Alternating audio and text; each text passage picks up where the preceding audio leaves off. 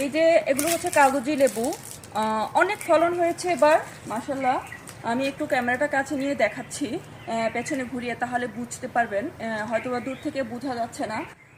এই যে মাশাল্লাহ অনেক লেবু, কাগজি লেবু, এগুলো এখন ছোট ছোট।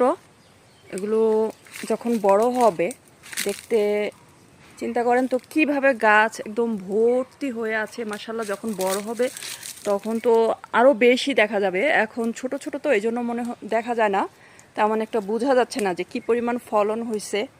একদম গাছ ভর্তি ফলন। এগুলোতে কোনো রাসায়নিক সার ব্যবহার করা হয়নি, কোনো কীটনাশক ব্যবহার করা হয়নি।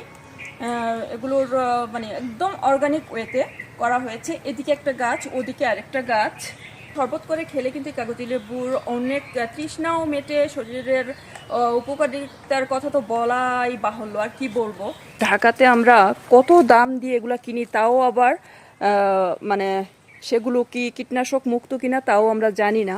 এগুলো একদম পিওর। এদিকে আরেকটা গাছ, এদিকেও অনেক হয়েছে, অনেক হয়েছে মাশাল্লাহ।